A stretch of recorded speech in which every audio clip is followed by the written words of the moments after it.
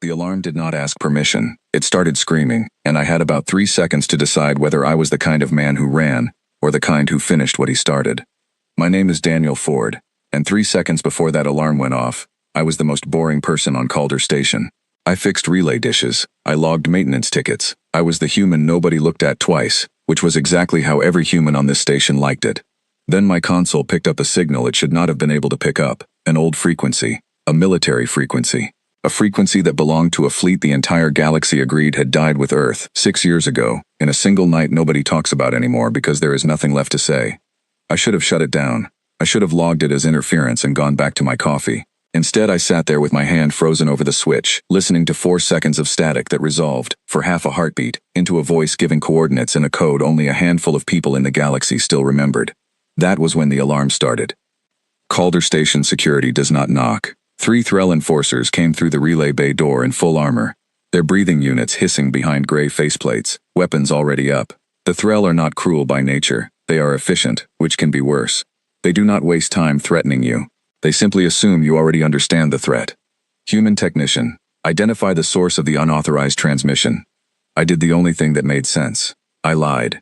Equipment fault, I said. Dish 4 has been drifting for a week. I logged 3 tickets on it. The lead enforcer tilted his head toward my console, where the waveform of that old frequency was still bleeding across the screen in a shape no equipment fault has ever made in the history of equipment faults. He was not going to believe me for more than another 4 seconds. I had spent 6 years learning exactly how long 4 seconds is. I hit the emergency vent release under the console with my knee, the one meant for venting toxic coolant in a fire, and the relay bay filled with white fog thick enough to swallow the room. Calder Station's automated systems are not subtle. Neither am I, when I have to be. I was moving before the enforcers finished coughing. The relay bay backs onto the station's old maintenance crawlway, a tunnel built for machines, not people, which means it is exactly tall enough for a human and exactly too short for a Threll in full armor. I have used that crawlway twice before, both times to avoid paperwork. This time I used it to avoid something with considerably higher stakes than paperwork. Behind me, I heard the enforcers shouting station-wide containment orders. Ahead of me, I heard my own heartbeat doing most of the talking. The truth is, I never stopped listening for that frequency. None of the humans on Calder Station ever really did. We told the Threll administrators we had accepted what happened to Earth. We wore the gray work uniforms they issued us. We kept our heads down and our voices quiet, because a species with no homeworld and no fleet does not get the luxury of being loud. But every human I had ever met on that station kept one private habit nobody talked about out loud. We listened to the old frequencies, every single night. Just in case. 6 years of nothing had taught me to expect nothing. 4 seconds of static had just undone 6 years of expecting nothing. I came out of the crawlway into the cargo ring, breathing hard, my uniform stuck to my back with sweat that had nothing to do with the temperature. Cargo handlers, mostly Velcar dock workers with their long gray limbs and their permanently unimpressed expressions, barely looked up as I crossed the deck. A running human was not unusual enough to be interesting. Calder Station ran on the assumption that humans were small, harmless, and occasionally erratic, like weather. That assumption was about to become extremely useful to me. I reached the personal transport bay where station residents kept their shuttle passes, the small short-range vessels used for interstation hops, nothing built for real distance, nothing built for a real escape. I did not have a plan beyond getting off the station before security finished cross-referencing my employee file with my face. I told myself that was enough of a plan. It was not. But fear has a way of lowering your standards. The transport bay door slid open onto a scene that made the decision for me. 2 more enforcers stood at the only working shuttle, weapons drawn, clearly briefed, and clearly waiting for exactly one kind of person to show up, me. I had nowhere left to run, and I knew it, and they knew it, and for one very long second, nobody moved at all. Then the station shook. Not an alarm, not a malfunction, an impact, low and heavy, the kind that travels through a hull and into your teeth before your ears even catch up. The lights stuttered. The enforcers turned toward the bay's outer viewport on instinct, the same instinct that makes anyone look toward a sound they cannot explain. Outside the viewport, dropping out of a hard burn that should have torn its hull apart, was a ship. It did not look like anything in the Concord registry. It looked like something built by people who had run out of proper parts a long time ago, and had simply decided to keep flying anyway. Mismatched plating, a hull shape that belonged to 3 different manufacturers, stitched into one stubborn, ugly, beautiful machine, and on its flank, half scorched away but still visible, was a marking I had not seen since I was a boy, standing on a launch pad watching my father leave for a war nobody told us we were going to lose. An Earth Fleet designation. The enforcers opened fire on it. The ship did not fire back. It simply turned, presented its narrowest profile and kept coming, straight at the station, straight at us, like the pilot had already decided the outcome, and was just waiting for the rest of us to catch up. A voice came through the bay's open comm channel, rough, amused, entirely too calm for the situation. "Relay Tech, Daniel Ford. If that is you standing in that bay with two very nervous Threll pointing guns at your head, I would suggest finding something to hold on to." I did not know the voice. I did not know the ship. I did not know what was about to happen to the wall behind me, the one the enforcers were standing in front of. I knew one thing, and I knew it the way you know your own name. That ship had just said mine. I did not get the chance to ask how. The ship slammed its docking clamp straight through the transport bay's outer hatch instead of waiting for a proper seal, tearing metal apart with a screech that sent both enforcers stumbling backward, arms up against the wind that came howling through the breach before the emergency shielding could even engage. Alarms I had never heard before joined the ones I already knew by heart. Calder Station had not been boarded in living memory. It was being boarded now, loudly, by a ship that did not officially exist. A figure dropped through the breach in a pressure suit scarred from a dozen old repairs, landed hard, and put two precise shots into the enforcers' weapons before either of them could decide which threat to aim at first. The figure's helmet turned toward me. Through the visor I could see a woman, maybe 10 years older than me, hair cropped short, an expression that suggested she had done this exact thing more times than she cared to count, and resented every single one of them a little less than the last. "You are the relay tech who keeps the old frequencies open after curfew?" she asked, like we were continuing a conversation we had already started. "That obvious. You are the only human on this station who has not deleted his listening logs in 6 years. We have been watching this station for a while, Daniel Ford. Now get behind me before the second wave of enforcers makes this a longer conversation than either of us wants." I did not need telling twice. The enforcers' reinforcements were already pouring into the cargo ring behind us, a wall of gray armor and raised weapons, and the woman in the pressure suit answered them the way I imagine soldiers always have, which is to say without much ceremony and with very precise aim. I am not a fighter. I have never claimed to be. What I am good at is staying low, staying quiet, and not being where the trouble is concentrated, and that turned out to be exactly the skill set required to get me through that breach alive. The transition from station gravity to ship gravity hit like missing a stair in the dark, and then hands were pulling me through an airlock that sealed behind me with a sound like a held breath finally being let go. The corridor beyond was narrow, dim, patched together from panels that did not match, wiring run openly along the ceiling because nobody had bothered hiding it behind a wall that was not there to begin with. It smelled like recycled air and old coffee, and something underneath that I could not place yet, but would come to know very well over the following weeks. It smelled like a ship that had been lived in for a long, long time by people who had stopped expecting comfort and started expecting only to survive the next 12 hours. "Strap in," the woman said, already moving past me toward the cockpit. "We are leaving, and Calder Station does not exactly hand out polite goodbyes." I found a jump seat bolted near the bulkhead, and pulled the harness across my chest with hands that were shaking now that there was finally a half second to notice they were shaking. Through a narrow viewport I watched Calder Station fall away, its lights scattering as defense turrets tried and failed to track a ship that turned tighter and meaner than anything in their threat assessment had prepared them for. The pilot's voice came back over the ship's internal comm, the same one that had said my name through the bay channel a few minutes earlier, though now I could hear how young he actually sounded underneath the comm. "Welcome aboard," he said. "Try not to throw up on the floor. I just cleaned it." I did not laugh. I did not have it in me yet. I was still watching the only home I had known for 6 years shrink into a point of light behind us, and underneath the fear and the adrenaline, one thought kept circling back no matter how many times I tried to push it away. Someone had been listening for me as long as I had been listening for them. Somewhere out past the edge of everything the Concorde considered civilized space, the fleet the galaxy had buried alongside Earth was still flying, and for reasons I did not understand yet, it had just decided I was worth the risk of coming out of hiding to collect. The ship beneath me shuddered once, hard, as it broke into a jump corridor the Concorde's tracking grid was not supposed to know existed, and Calder Station, the enforcers, and 6 years of pretending I had accepted what the galaxy told me about my own species all disappeared behind a wall of folded space. Wherever we were going, there was no version of my life that went back to what it had been an hour ago. The jump ended with a jolt that threw me hard against my harness, and before I had even caught my breath, a different alarm was already cutting through the cabin. Sharper than the one on Calder Station, more urgent in a way I felt in my chest before I understood it in my head. "Contact," the pilot called from the cockpit, all the calm gone from his voice now. "Concorde patrol cruiser. bearing 210, and it is already turning toward us. Nora Pike, the woman who had pulled me through the breach, was out of her seat and moving before the alarm finished its first cycle. We came out of that jump too close. Lucas, tell me you have a hole to slip through.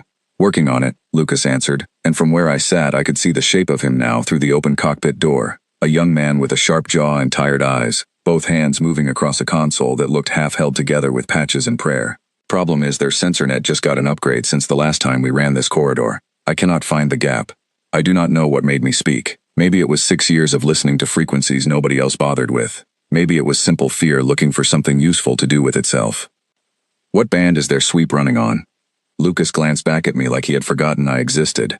Standard Concord patrol sweep. Why? Because Calder Station ran the exact same sweep pattern on its outer perimeter, and I spent 6 years finding the dead spots in it. Patrol sweeps like that cycle in a loop. If you give me a console, I can tell you which 3 seconds in every cycle they are blind. Nora looked at Lucas. Lucas looked at me. Neither of them looked like people who had time to argue.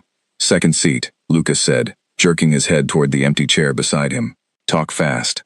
I have spent a lot of my life being the quiet, unremarkable human nobody expected anything from, and I will admit, there was something almost dizzying about sliding into that seat and watching the sweep pattern resolve in front of me, into something I actually understood. 6 years of boredom on Calder Station had taught me the rhythm of a Concord patrol scan the way some people learn a piece of music, every beat and every silence between the beats.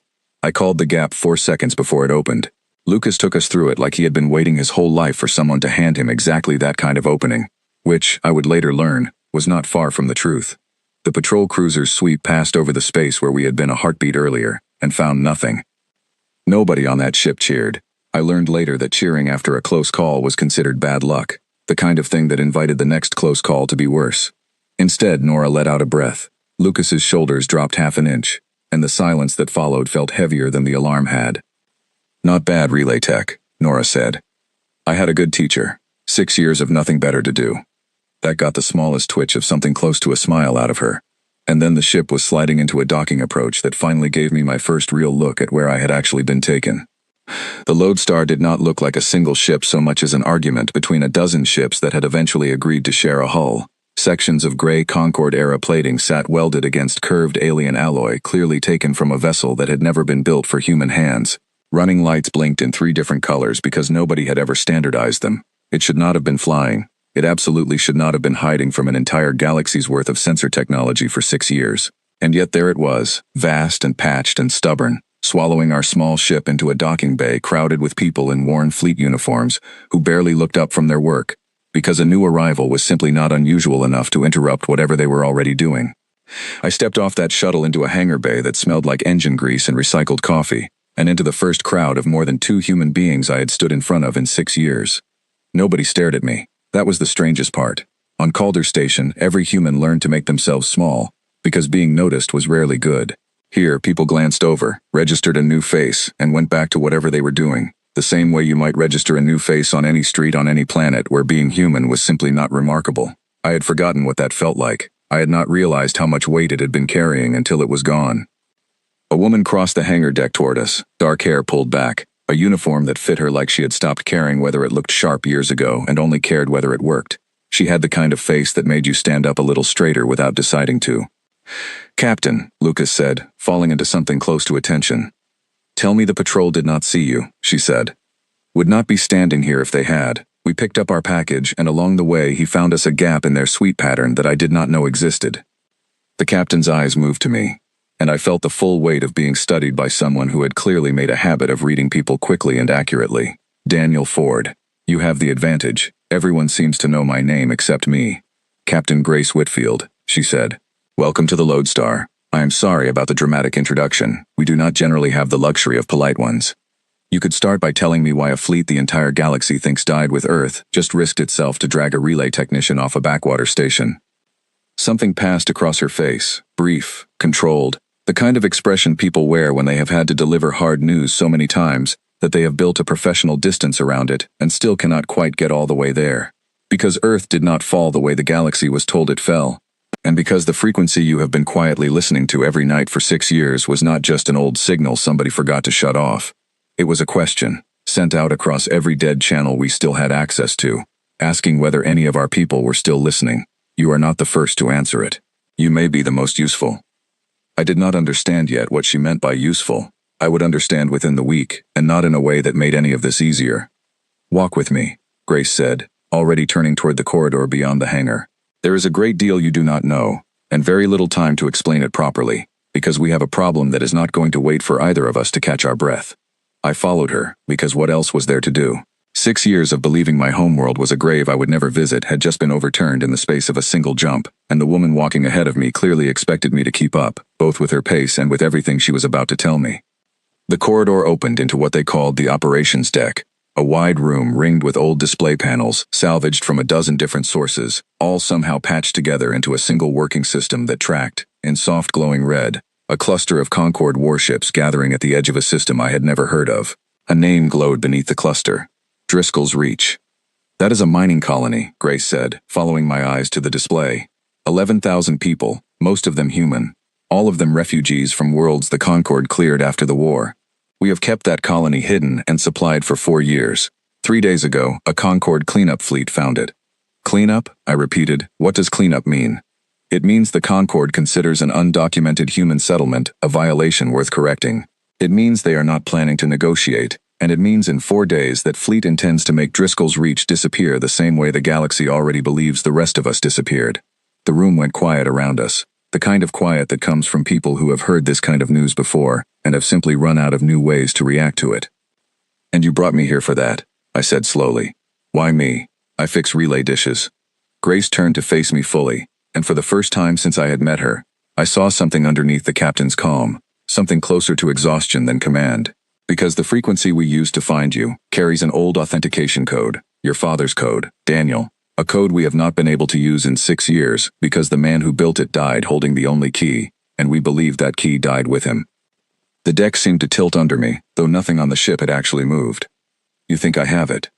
I think your father would not have raised a son and left him with nothing, she said, and I think we are about to find out, one way or another. Because in 4 days we either find a way through a Concorde communications shield that has kept us blind to their fleet movements for years, or 11,000 people who trusted us to keep them safe are going to learn exactly how wrong that trust was.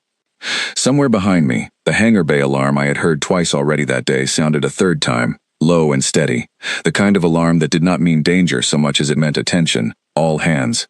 The kind of alarm that told an entire ship the waiting part of the day was now officially over. Grace did not flinch at it. She had clearly heard that exact alarm more times than she could count. Get some rest if you can find any, she said, already turning toward the operations deck's command station. Tomorrow, Daniel Ford, you are going to find out exactly what your father left you. And then you are going to help us decide whether 11,000 people live or die. I stood there in a room full of strangers who all somehow already knew my name, looking at a star map with a colony's name burning red at the edge of it, and understood, for the first time since the alarm had gone off on Calder Station, that running had only ever bought me time. It had not bought me an escape. There was no version of this that let me go back to fixing relay dishes and pretending I had not heard anything. I did not find rest that night, though I tried. What I found instead was a short, stocky man named Owen Park, leaning against the doorway of the small berth they had given me, holding 2 mugs of something that smelled more like engine cleaner than coffee, and clearly did not care which one I noticed first. You are the relay tech, he said. It was not a question. You are the welcoming committee? I am the man who has to figure out whether your father's old authentication code will actually open anything, or whether the captain just dragged a civilian halfway across conquered space chasing a 6-year-old rumor. Figured I would rather ask you questions over bad coffee than over a diagnostic table. I let him in, mostly because refusing felt like more energy than I had left in me. Owen talked the way some engineers do, fast and sideways, jumping from one half-finished thought to the next. And somewhere in the middle of explaining how the Lodestar's communication array had been built from the salvaged remains of 4 different navies, he mentioned, almost as an afterthought, that his own brother had been one of the pilots who never made it off Earth's surface during the final evacuation. He said it the way you mention weather, 2 words and then straight on to the next sentence, like stopping to explain it properly would cost more than he had to spend. I did not ask him to elaborate. I had learned that much already, in less than a day among these people. Grief here was not a story you told. It was a fact you carried and mentioned in passing, the way you might mention an old injury that still ached when it rained. Your father worked communications command, Owen said, steering us firmly back onto safer ground. Encryption Division, the unit that built the evacuation protocols nobody outside command ever saw. If he built you a personal code using that architecture, it is not going to look like a password. It is going to look like nothing at all, buried somewhere you would never think to check. I do not have anything like that. Everybody says that right up until they remember the one thing that never made sense. Owen set one of the mugs down in front of me anyway. Sleep on it. Or do not. Either way, the captain wants you in the operations deck at first light, because Driscoll's reach is not getting any safer while we wait for your memory to cooperate. He left, and I sat alone in a berth that was not mine, on a ship that should not exist, turning over 6 years of small, ordinary memories looking for one that did not belong. My father had given me exactly one thing before he shipped out for the last time. A small data chip I had assumed for years was simply a recording of his voice, something private, something I had never once let anyone else access because I could not bear the thought of someone else hearing it. I had carried it through 6 years and 2 stations and 100 searches by station security, who never once thought to check the inside lining of an old data slate I kept for sentimental reasons rather than function. I sat up so fast I nearly knocked the bad coffee off the table. By the time the ship's lights shifted toward what passed for morning aboard the Lodestar, I was already standing outside the operations deck with the slate in my hand, and Grace Whitfield was already waiting, like she had somehow known exactly when I would arrive. "You found something," she said. It was not a question either. I think my father gave me his voice for a reason that had nothing to do with sentiment. For the first time since I had met her, Grace Whitfield smiled, and it was not the careful, controlled expression she had worn through everything else. It was something closer to hope, worn thin and careful, the way people hold something they are afraid of dropping. "Then let us find out what 11,000 lives are worth to a dead man's last gift," she said, and led me inside. The code worked. It took 6 hours of Owen Park swearing at salvaged hardware and one moment, just past midnight by the ship's clock, when a wall of encrypted noise on the operations deck display split apart and resolved into clean data, and the entire room went still in a way that felt almost religious. My father's voice, the one I had kept for 6 years thinking it was nothing but a memory, had been built to do exactly one thing: open a door that the rest of the galaxy did not know existed, straight into the Concorde's own communications shielding. For the first time in 6 years, the Lodestar could see exactly what the cleanup fleet at Driscoll's Reach was planning, in real time, down to their weapons loadouts and their attack windows. It was not good news. The Concorde fleet had scheduled their strike for the following dawn, full orbital bombardment, the kind of operation that does not leave a colony standing long enough to surrender. We had less than a day to get a fleet that had spent 6 years hiding from exactly this kind of fight into position to stop one. Grace did not waste the hour explaining the odds to me. She simply turned to the room and said the 4 words that apparently meant something very specific aboard the Lodestar: "Bring the fleet home." I did not understand what those words cost until I watched the operations deck display fill, system by system, with ships emerging from 6 years of hiding. Not one fleet. 11. Scattered across dead systems and abandoned shipping lanes, painted to look like debris, like wreckage, like exactly nothing worth a second scan. And all of them now turning, together, toward a single coordinate. It was the first time since Earth's fall that humanity's entire surviving military force moved as one.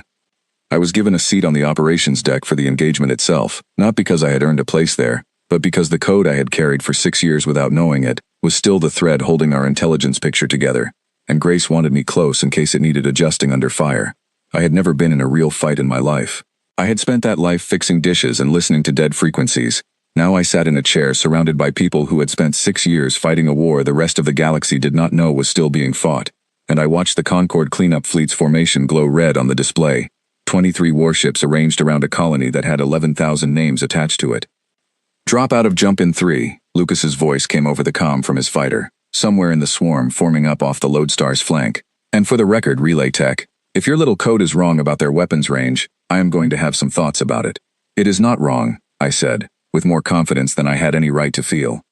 It was not wrong.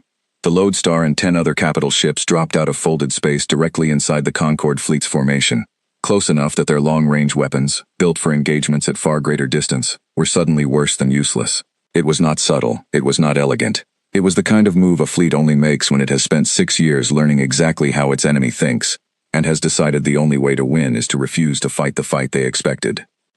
The operations deck erupted into a kind of organized chaos I had no context for, and instantly understood anyway, because underneath the shouted coordinates and the overlapping comm traffic was something I recognized from every relay shift I had ever worked. People doing a job they knew well, fast, under pressure, trusting each other to cover the parts they could not see themselves. "Fighters away," someone called. Concorde flagship adjusting formation. They are trying to pull back to range. Do not let them. Lucas, take your wing in tight and keep them tangled. Copy that. Tangled is my specialty. I lost track of how long the battle actually lasted. Time does strange things when you are watching it happen on a display instead of living it directly. Every minute stretched thin by the gap between what you can see and what you can do about it. I watched human fighters, smaller and worse armed than anything in the Concorde fleet, fly patterns that made no sense by any tactical doctrine I had ever heard of, and somehow kept working anyway, because the Concorde pilots had spent 6 years training against an enemy that was supposed to be extinct, and had never once had to plan for one that fought like it had nothing left to lose. Then a voice cut through the comm chatter that stopped me cold. This is Shuttle Pilot Doyle, requesting immediate fighter cover. I have colonists aboard and a hull breach I cannot patch fast enough. I knew that voice. I had grown up next to that voice. I had stood at a memorial service 6 years ago and listened to people say kind, careful things about a girl I had loved since I was 14 years old. A girl the official casualty list had marked among the dead in the final hours of Earth's evacuation. Mara Doyle. I was out of my chair before I had decided to stand, hands braced against the console, staring at a comm signature that should not exist. Daniel. Grace's voice, close, steady, a hand on my shoulder that I did not remember her crossing the room to give me. Whoever that is, she needs cover, not an audience. We can talk about it after. She was right, and I hated that she was right, and there was no time to be anything other than grateful that someone in that room could still think clearly while I could not. I sat back down. I did my job. I fed Lucas's wing a clean intercept vector through the gap my father's code had carved into the Concorde's targeting data, and I watched 4 fighters break off and tear into the warships closing on that shuttle's position, and I did not let myself think about anything except the numbers in front of me, until the shuttle's distress signal finally cut out, not because it had been destroyed, but because it had docked safely against the Lodestar's flank. I would have 6 years of questions for Mara Doyle. None of them got asked that day. There was no time, and underneath the relief I refused to let myself feel anything else yet, because the battle was not over, and feeling things at the wrong moment, I had already learned, was a luxury this fleet rarely got to afford. The turning point came 2 hours in, when the Concorde flagship, a vast gray wedge of a ship called the Severance, according to the data my father's code had pulled, finally broke formation to make a direct run at the Lodestar itself, clearly calculating that taking out the human flagship would collapse the entire engagement. It very nearly worked. The Lodestar took 3 direct hits in under a minute, and the operations deck lurched hard enough to throw half the crew out of their seats, lights failing in long, sickly waves down both sides of the room. Somewhere below us an explosion that I felt in the floor before I heard it through the hull. Grace did not move from her station, did not raise her voice, simply kept calling adjustments into the comm like the ship beneath her had not just taken a hit that should have ended this fight in the Concorde's favor. Hull breach decks 9 through 12, seal it, and reroute power to forward shields. Captain, if we take one more hit like that, forward shields will not hold. Then we make sure they do not get the chance.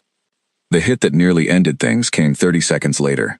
A strike that tore through the relay section 2 decks below the operations room and killed every external sensor feed we had, leaving Grace blind in the middle of the most important minute of the entire engagement. The room filled with the particular kind of panic that comes from people who know exactly how bad blind is in the middle of a fight like this one.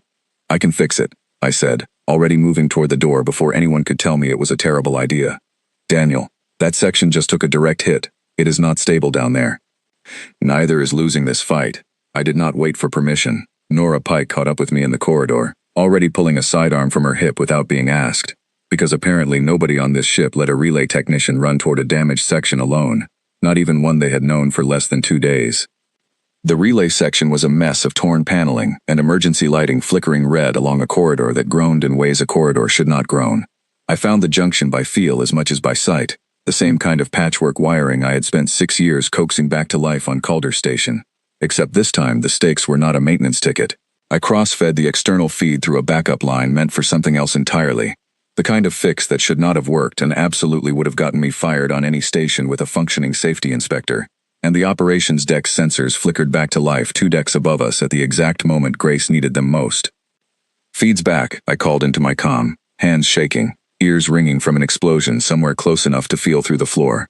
Good work, relay tech, Nora said, already pulling me back toward the corridor exit. Try not to make a habit of it. My heart cannot take this twice in 1 week.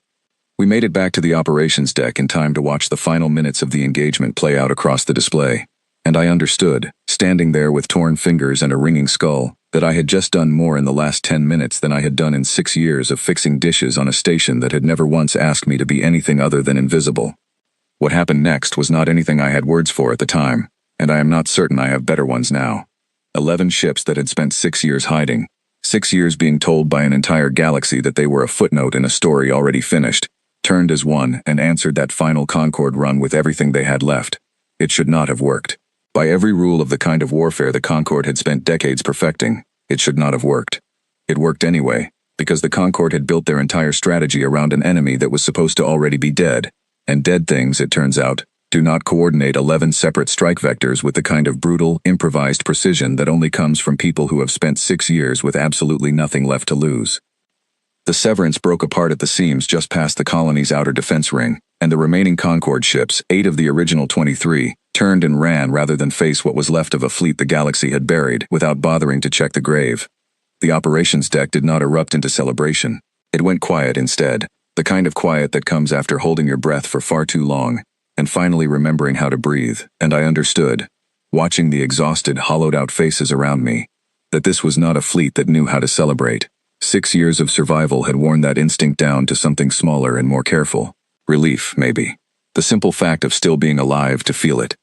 I found Mara Doyle 2 hours later, in the Lodestar's makeshift medical bay, a bandage across one temple and a stubborn refusal in her eyes that told me she had argued the medics down from a longer treatment than she was willing to accept.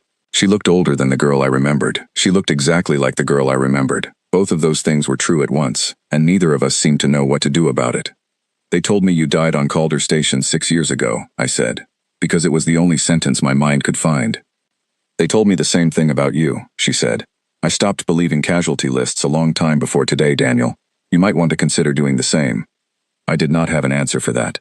I am not sure there was one to give. We stood there, in a medical bay full of wounded strangers and the low hum of a ship still running damage assessments after the fight of its life, and let the silence between us hold everything neither of us was ready to say out loud yet. Somewhere above us, on the operations deck, Grace Whitfield was already fielding the first transmissions from systems across Concorde space, every one of them carrying some version of the same impossible question. Was that really a human fleet? Before any of that mattered, though, there was a colony waiting to know whether its people had survived to see another dawn, and Grace gave the order to send shuttles down to Driscoll's Reach within the hour, both to deliver medical aid and to let the colonists see, with their own eyes, the ships that had stopped the bombardment scheduled to erase them. I went down on the third shuttle, mostly because Mara refused to be left behind, and I had apparently decided, somewhere in the last 2 days, that I was not going to let her out of my sight again if I could help it. Driscoll's Reach was not what I expected.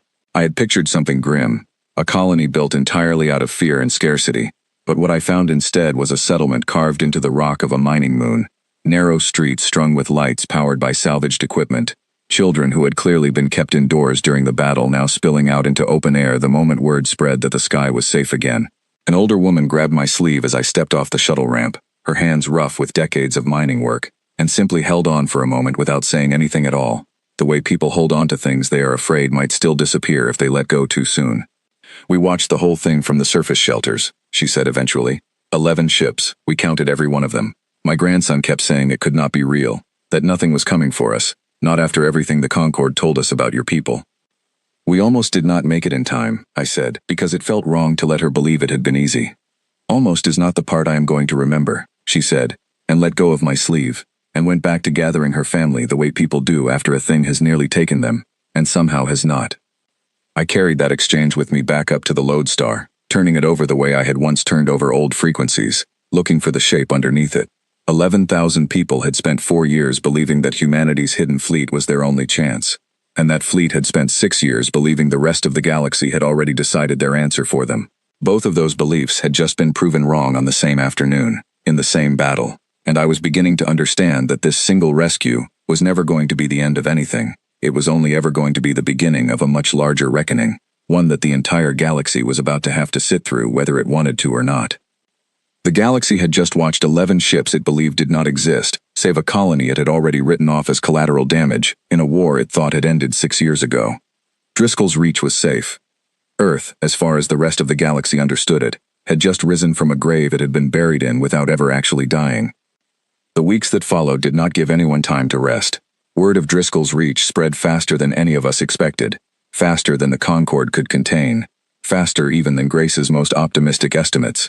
Within 10 days, 3 more hidden colonies reached out across channels we had not used in years, some asking for help, some simply confirming that the rumors were true, that the fleet the galaxy had buried was still flying. Within 3 weeks, the Concord stopped calling its operations against scattered human settlements cleanup, and started calling them suppression, a small change in language that told us everything about how frightened they had become.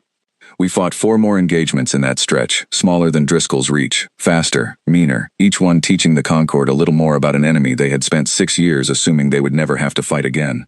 I stopped being the relay tech who got pulled along for one mission and became something closer to a permanent fixture on the operations deck, learning the rhythms of fleet command the way I had once learned the rhythms of a station's sensor sweep, one pattern at a time, until the pattern started talking back. Mara flew nearly every one of those engagements. I watched her come back from each one a little more sure of her hands and a little less sure of how to talk to me about anything that was not strictly operational, and I let her set that pace, because some things cannot be rushed back into existence just because you finally have the chance. I found her one evening on the Lodestar's narrow observation deck, one of the few places on that ship quiet enough to hear your own thoughts, staring out at a starfield that did not belong to any system either of us had grown up under. She had a habit, I had learned, of running her thumb along the edge of an old pilot's badge clipped inside her flight jacket whenever something was sitting too heavy to say out loud, and she was doing it then. "You do not have to talk about Calder Station," I said, sitting down beside her without being invited, the way old friends sometimes earn the right to. "I am not asking. I know you are not." She kept her eyes on the stars. "That is sort of the problem. Everyone on this ship has stopped asking each other anything that actually matters. We ask about fuel reserves and patrol patterns and casualty counts. Nobody asks how anyone is actually doing, because the answer is always the same, and saying it out loud does not change it. How are you actually doing, Mara?" She let out a short breath that was not quite a laugh. "Tired in a way sleep does not fix. Glad you are alive in a way I have not figured out how to say without it sounding like more than I am ready for it to be." I did not push past that sentence, because pushing would have meant deciding something for both of us that neither of us had decided yet, and we had already lost 6 years to a galaxy that decided things for us without asking. "Then we will not figure it out tonight," I said. "We will just sit here instead." She did not argue with that, and we sat there a long while, 2 people who had buried each other once already, and were apparently still working out how much of that grief they were allowed to set down now that it had turned out to be premature. It was not a resolution. It did not feel like one was coming anytime soon, and for the first time in a long time, that felt like the honest version of things rather than a failure. By the 5th week, the Concord had stopped sending cleanup fleets and started sending something else entirely. A full suppression force, built around their primary shipyard at the Meridian Gate, the choke point that controlled access to nearly a dozen systems where human refugees were known or suspected to be hiding. Admiral Edwin Holt, the closest thing the scattered human fleet had to an overall commander, called every captain still flying to a single briefing aboard the Lodestar, and for the first time since I had come aboard, I saw the full weight of what 6 years of hiding had actually cost, etched into the face of a man who had clearly spent every one of those years carrying decisions none of the rest of us would ever fully understand. "If the Meridian Gate falls into a permanent suppression posture, every colony behind it gets cut off from resupply within a month," Holt said, his voice carrying the flat, worn calm of someone who had given this kind of briefing more times than anyone should have to. "We do not have the numbers to win a straight engagement against the force they are building there. We have something else.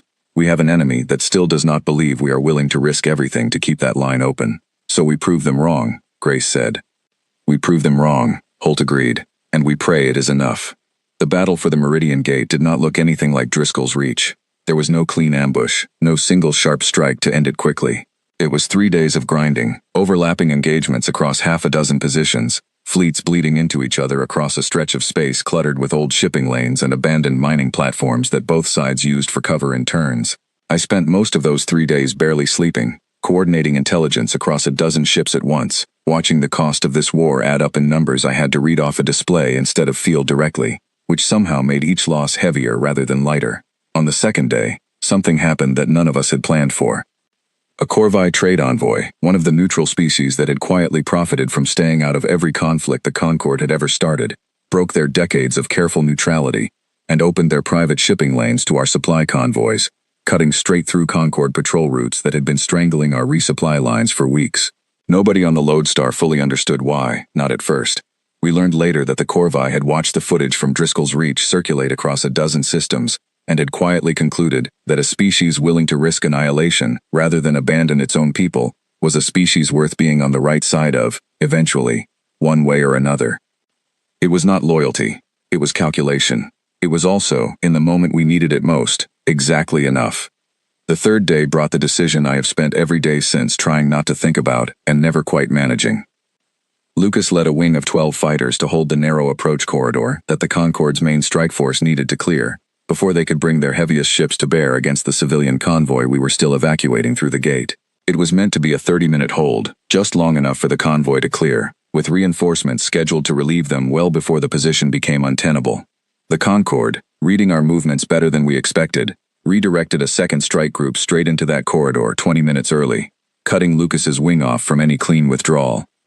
I was the one sitting at the console that had to decide where the only available reinforcement squadron went next, Lucas's wing, trapped and taking losses by the minute, or the convoy's flank, which had just opened up to exactly the kind of attack run that could turn an evacuation into a massacre.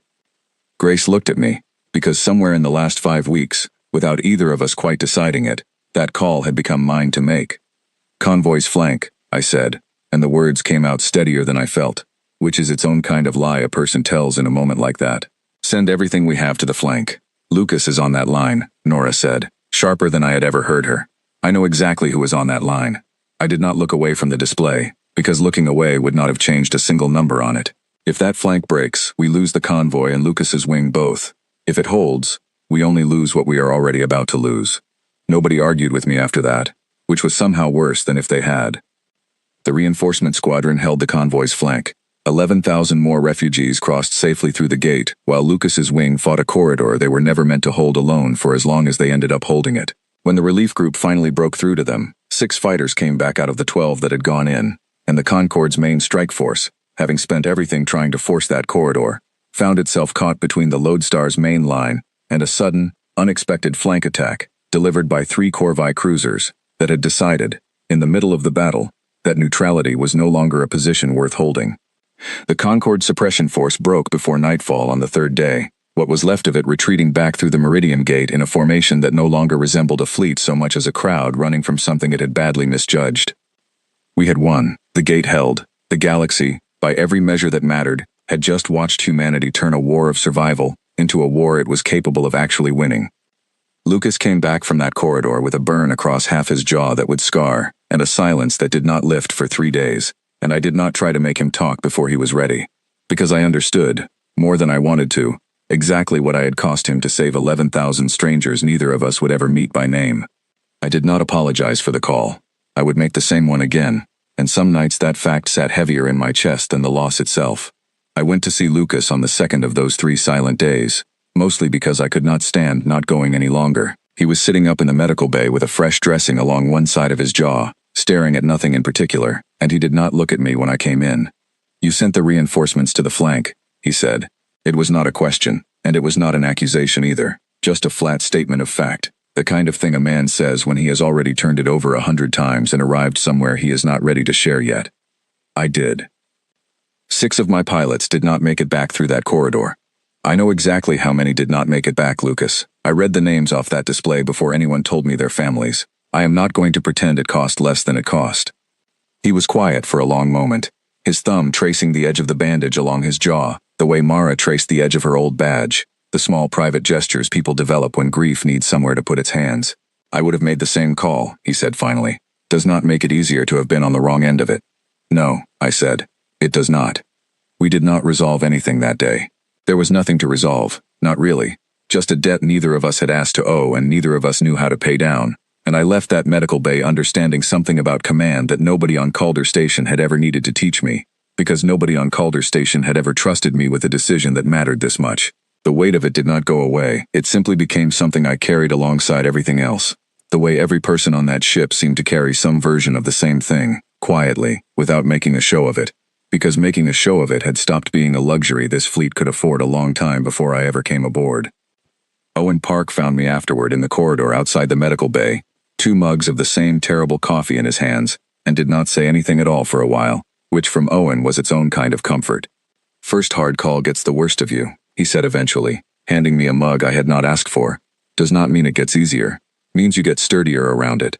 There is a difference, even if it does not feel like one yet. I did not have an answer for that either, so I drank the coffee, and let the silence between us do the rest of the talking.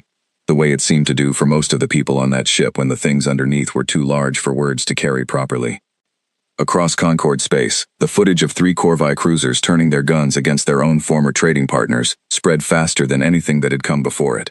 Other neutral species began asking quiet, careful questions about where exactly their own loyalties were supposed to sit, now that the side they had assumed was already finished had just proven, twice in 5 weeks, that it had no intention of finishing. The galaxy had stopped asking whether the human fleet was real. It had started asking what it meant that the fleet was winning. The unidentified ship dropped out of jump 4 hours after the Meridian Gate engagement ended, close enough to the lodestar that every alarm on the operations deck screamed at once. And for one long, ugly second I was certain the Concord had found a way to send a second wave before we had even finished counting the cost of the first. It was not a second wave. It was a single unarmed Concord diplomatic vessel, running full transparency protocols, every weapon system powered down and broadcasting that fact on every frequency it had, requesting, in language careful enough to have been drafted by committee, an audience with whoever currently held command of what it called the surviving Earth fleet. Grace let it dock. Admiral Holt insisted on being present for whatever came through that airlock, and somewhere in the scramble to assemble a proper reception, somebody decided that the relay technician whose father's code had cracked their communications shield should probably be in the room too, which is how I found myself standing in a formal line beside people who actually deserved to be standing there, waiting to meet the first official Concord representative to acknowledge, out loud, that humanity still existed. She introduced herself as Senior Envoy Issa Corell, a Threll diplomat with none of the armored bulk of the enforcers who had once chased me through Calder Station's crawlways, and she did not waste time on the kind of careful evasions I had expected from anyone representing the Concord Council. "The Council is divided," she said, "between those who wish to continue the suppression campaign and those who have concluded, after the Meridian Gate, that continuing it would cost more than the Council is willing to spend. I am here because the second group currently holds the larger voice, and because pretending your fleet does not exist is no longer a position any serious diplomat can defend with a straight face." "That sounds like the beginning of a negotiation," Grace said carefully. "It is the beginning of an acknowledgement," Issa Corell corrected. "Negotiation requires the Council to admit it was wrong about Earth's fate, and councils do not admit things that quickly, even when the evidence is sitting 11 ships deep in their own shipping lanes. What I can offer today is simpler, a formal cessation of suppression operations against confirmed human settlements, effective immediately, pending a full council session in 6 weeks, to determine what comes next. It was not peace. It was not justice for 6 years of being told we did not exist. It was," Grace said later, in the quiet debrief that followed, "exactly as much as anyone could have reasonably expected on the first day anybody from the Concord bothered to ask our names instead of simply deciding our fate without us. I did not say much during that meeting. I had not earned a seat at that particular table, not really, and I understood that even as Holt introduced me as the man whose father's code had made the entire campaign possible. But I watched Issa Corell's eyes when that introduction was made, watched the small, careful recalculation happen behind them, the same recalculation I had watched happen on a dozen faces since Driscoll's reach. The galaxy was no longer looking at humans as a tragedy to be filed away and forgotten. It was looking at us, the way you look at something you misjudged badly enough that misjudging it again might cost you everything. That, more than any treaty, felt like the real turning point. Admiral Holt addressed the full fleet that evening, his voice carried into every berth and corridor across 11 ships, the first time I had heard him speak to everyone at once rather than to a single room of captains. He did not promise victory. He did not promise that the cessation would hold, or that the council session in 6 weeks would go the way anyone hoped. What he offered instead was something quieter, and, I think, more useful. 6 years ago, we made a choice, he said. We let the galaxy believe we were finished, because the alternative was watching everyone we had left die, proving them right immediately. That choice cost us things I do not think any of us has fully grieved yet, and it bought us 6 years to become something the galaxy was not prepared for, when we finally chose to be seen again. I will not stand here and tell you the hardest part is over. I do not believe that, and I do not think you would believe me if I said it. What I will tell you is this. We are no longer hiding because we are afraid. We are choosing, every day from now on, how and when we are seen, and that is a different kind of survival than the one we have been living for 6 years. I intend for us to keep choosing it, together, for as long as it takes to bring every one of our people home, including the ones still standing on a world the rest of the galaxy has not yet learned to call anything other than fallen. Nobody cheered after that speech either. The fleet had learned, the hard way, that cheering invited the universe to test you again. But I watched something settle across the crew gathered in the mess hall around me. A quiet, collective straightening of shoulders that no speech about glory could ever have produced. Because Holt had not offered us glory. He had offered us the truth, carefully, the way this fleet had learned to offer everything that mattered, and the truth, it turned out, was exactly what 6 years of hiding had left us needing most. The broadcasts that followed reached further than anything the fleet had managed on its own. Independent news channels across a dozen systems picked up the recording of Issa Carell's visit, replaying it alongside older, grimmer footage from the first days after Earth's fall. The same footage that had once been used to convince an entire galaxy that humanity was a closed chapter rather than an ongoing one. Watching both versions side by side did something to public opinion that 6 years of quiet survival never could have managed alone. People who had grown up believing humans were a cautionary tale started asking, out loud, on channels the Concord could not easily silence, how a species declared extinct had just forced an entire council into an emergency session. Not every reaction was kind. Some commentators called the cessation a temporary mercy that would be reversed the moment the council found its nerve again. Some called the fleet's victories a fluke, a single lucky stretch unlikely to repeat itself. Owen Park found a particular satisfaction in reading those segments aloud in the mess hall, in the flattest voice he could manage, until even the most exhausted crew members were laughing despite themselves, because laughing at people who had spent 6 years insisting you were already dead turned out to be one of the few genuinely free pleasures left to a fleet that had not had much room for free pleasures in a very long time. Other species reached out more directly. A Velcar trade union, the same species whose dock workers had once watched me run across Calder Station's cargo ring without a second glance, sent a formal request to establish trade relations with what they now called, carefully, the Earth Remnant Fleet, an offer that would have been unthinkable 2 months earlier and arrived now wrapped in language so cautious it was almost funny, as though they were worried a single wrong word might provoke the same fleet that had just broken a Concord suppression force at the Meridian Gate. Grace handled most of those exchanges herself, patient and exact, building something out of careful words that the fleet had spent 6 years building out of nothing but desperation and salvaged hull plating. I understood, watching her work through that slow, unglamorous labor, that this part of the war would never make it into the footage anyone replayed. It would not look like a battle. It would look like paperwork and patience, and the long, unremarkable work of convincing a galaxy that had buried you once not to make the same mistake twice. In the weeks that followed, more delegations came. Some were sincere. Some were clearly hedging their bets in case the war turned again, which it might still, because 6 weeks of cessation was not the same as 6 years of peace, and nobody aboard the Lodestar was foolish enough to mistake one for the other. Refugee colonies that had spent years hiding in fear began, carefully, to step into the light. Driscoll's Reach sent a formal message of thanks that Grace read aloud to the whole crew, and I watched people who had not allowed themselves to celebrate after Calder Station, or after the Meridian Gate, finally let themselves feel something closer to hope, small and careful, the way you test ice before deciding it will hold your weight. Lucas came back to active duty before the scarring on his jaw had even fully healed, because apparently sitting still was worse for him than flying, and the silence that had followed the gate slowly loosened into something closer to his old rhythm, though I noticed he never again volunteered to lead a wing without first asking, quietly, who exactly was flying with him. I did not think that change in him was a small thing. I thought it might be the most honest kind of growing up a person can do, the kind that does not announce itself, the kind that simply shows up in the small decisions afterward.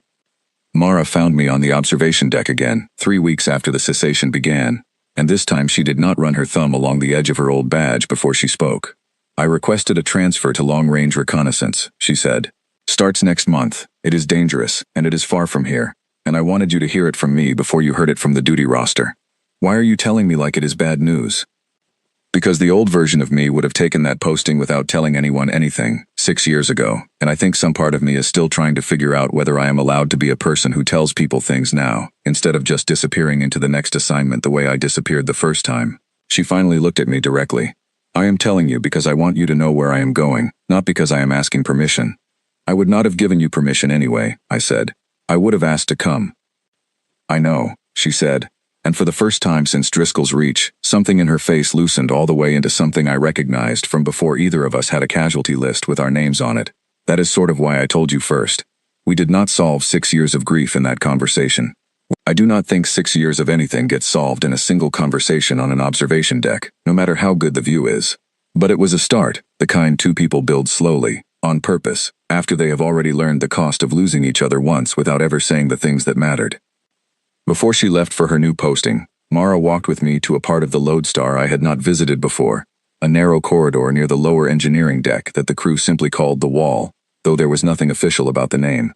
It was exactly what it sounded like, A long stretch of bare hull plating where, over 6 years, crew members had carved or painted the names of people the fleet had lost. No ranks, no titles, just names, hundreds of them, packed close together in handwriting that ranged from careful to barely legible, each one added quietly, without ceremony, by whoever had loved that person best.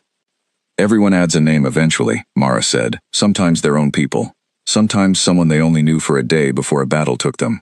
Owen added his brother's name the week I came aboard. Lucas added 6 names after the gate, one for each pilot who did not make it back through that corridor. I found a clear patch of plating near the bottom of the wall, low enough that I had to kneel, and I thought for a long moment about whose name belonged there. Not my father's, not yet, because some part of me still was not ready to write his name somewhere that made the loss permanent in a way the data slate never had. Instead, I wrote 2 words, small, in plain block letters, words that did not belong to any one person but felt true enough to earn a place on that wall anyway. Still listening. Mara did not ask me to explain it, and I did not offer to. Some things on that wall were named precisely, and some were left exactly as open as the people who wrote them needed them to be, and I had learned enough about this fleet by then to know that both kinds belonged there equally.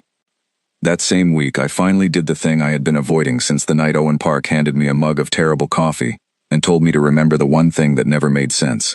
I sat alone in my berth with the old data slate that had carried my father's code for 6 years, and I played the recording all the way through for the first time, past the authentication sequence, into the section I had always assumed was nothing but a private goodbye too painful to revisit. It was a goodbye. It was also more than that. My father's voice, recorded in the last hours before the evacuation, was steady, in a way I did not remember him being steady, and toward the end of it, after the parts that were only for me, he said something I have not repeated to anyone aboard this ship, something short enough to fit in 2 sentences, the kind of thing a man says when he has run out of time to say anything longer. He told me that Earth was not falling. He told me it was only going quiet for a while, the way a person goes quiet before they decide exactly what they are going to say next, and that quiet, given enough time, was never the same thing as gone. I sat with that for a long while, in a berth on a ship that should not exist, carrying a name and a fleet and a colony's worth of gratitude I had not asked for and was slowly learning to hold anyway. Outside my small viewport, the stars did not look any different than they had 6 years ago, or 6 weeks ago, or the night I first heard a dead frequency crackle to life on Calder Station and decided, in 4 seconds, not to be the kind of man who only listened. Somewhere out past those stars, Earth was still there, quiet, waiting, not gone. And for the first time since the alarm went off in that relay bay, I let myself believe that quiet did not have to be the end of the story. It might only be the part right before the next one began.